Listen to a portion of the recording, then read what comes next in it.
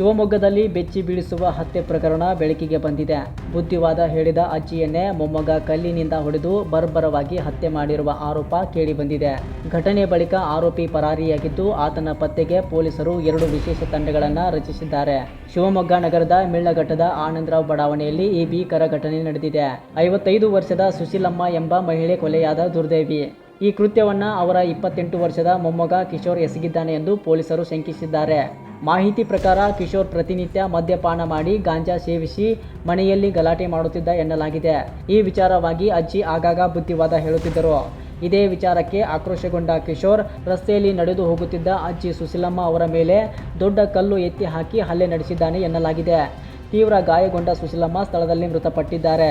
ಆರೋಪಿ ಕಿಶೋರ್ ವಿರುದ್ಧ ಈ ಹಿಂದೆಯೂ ಗಾಂಜಾ ಪ್ರಕರಣ ಸೇರಿದಂತೆ ಹಲವು ಪ್ರಕರಣಗಳು ದಾಖಲಾಗಿವೆ ಎಂದು ಪೊಲೀಸ್ ಮೂಲಗಳು ತಿಳಿಸಿವೆ. ಕೃತ್ಯ ಎಸಗಿದ್ದ ಬಳಿಕ ಆರೋಪಿ ಪರಾರಿಯಾಗಿದ್ದು, ಆತನ ಬಂಧನಕ್ಕಾಗಿ ಶಿವಮೊಗ್ಗ ಪೊಲೀಸರು 2 ವಿಶೇಷ ತಂಡಗಳನ್ನು ರಚಿಸಿ ಹುಡುಕಾಟ ನಡೆಸುತ್ತಿದ್ದಾರೆ. ಘಟನಾ ಸ್ಥಳಕ್ಕೆ ಶಿವಮೊಗ್ಗ ಜಿಲ್ಲಾ ಪೊಲೀಸ್ ವರಿಷ್ಠಾಧಿಕಾರಿ ಸೇರಿದಂತೆ ಹಿರಿಯ ಅಧಿಕಾರಿಗಳು ಭೇಟಿ ನೀಡಿ ಪರಿಶೀಲನೆ ನಡೆಸಿದ್ದಾರೆ. ಈ ಸಂಬಂಧ ಶಿವಮೊಗ್ಗದ ದೊಡ್ಡಪೇಟೆ ಪೊಲೀಸ್ ಠಾಣೆಯಲ್ಲಿ ಪ್ರಕರಣ ದಾಖಲಾಗಿದ್ದು, ಮುಂದಿನ ತನಿಖೆ ಮುಂದುವರೆದಿದೆ.